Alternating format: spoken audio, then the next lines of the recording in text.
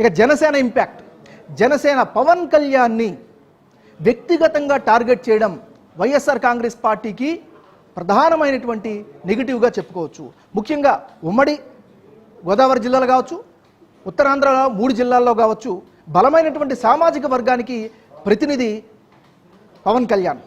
పవన్ కళ్యాణ్ వ్యక్తిగతంగా టార్గెట్ చేయకుండా పవన్ కళ్యాణ్ విధానాల మీద కనుక టార్గెట్ చేసి ఉంటే ఇంత డ్యామేజ్ అయ్యి ఉండేది కాదేమో అనే ఒక అభిప్రాయం కూడా వ్యక్తమవుతుంది.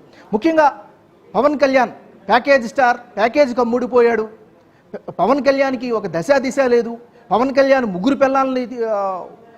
ముగ్గురు పిల్లల్ని మెయింటైన్ చేస్తున్నాడు, 3 పెళ్ళిళ్ళు చేసుకున్నాడు. ఇలా వ్యక్తిగతంగా టార్గెట్ చేయడం ముఖ్యంగా ఆంధ్రప్రదేశ్లో ఎక్కువ పాపులేషన్ ఉన్నటువంటి కాపు సామాజిక వర్గానికి బలంగా మారినటువంటి పరిస్థితి, వాళ్ళు చాలా హర్ట్ అయినటువంటి పరిస్థితి కనిపించింది. ఇవన్నీ కూడా ప్రతిఫలించాయి. ఈరోజు మనం ఉభయ గోదావరి జిల్లాలో చూసుకున్నట్లయితే 2014 ఎన్నికల కంటే కూడా 2024లో క్లీన్ స్వీప్ చేసినటువంటి పరిస్థితి కనిపించింది.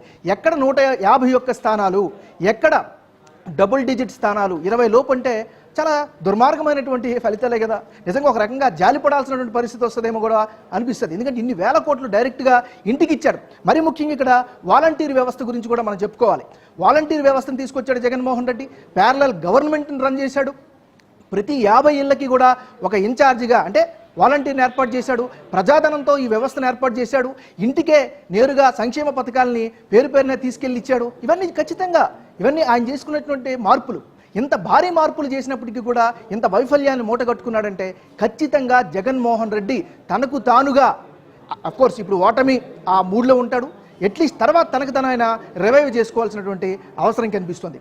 మరీ ముఖ్యంగా ఇప్పుడు లోకేష్ విషయంలో వైఎస్ఆర్ కాంగ్రెస్ పార్టీ వ్యవహరించిన తీరుని తెలుగుదేశం పార్టీ నాయకులు జీర్ణించుకోలేకపోయారు.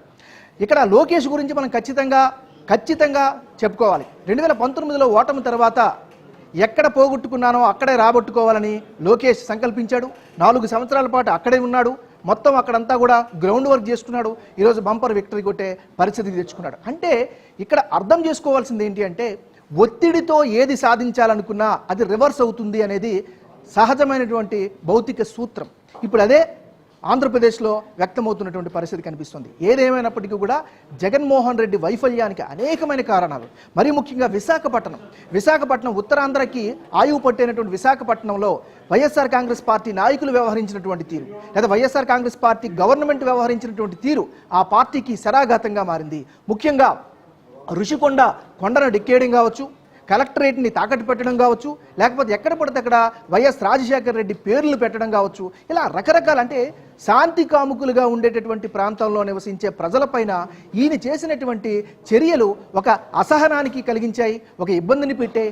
ఓవరాల్గా అవన్నీ కూడా ఈరోజు రిజల్ట్లో ప్రతిబింబించినటువంటి పరిస్థితి కనిపిస్తోంది. సో ఓవరాల్గా చూసుకున్నట్లయితే ఖచ్చితంగా ఇండియన్ పొలిటికల్ హిస్టరీలో మోస్ట్ డిజాస్ట్రస్ రిజల్ట్స్ని అయితే జగన్మోహన్ రెడ్డి మూటగొట్టుకున్నటువంటి పరిస్థితి కనిపిస్తుంది.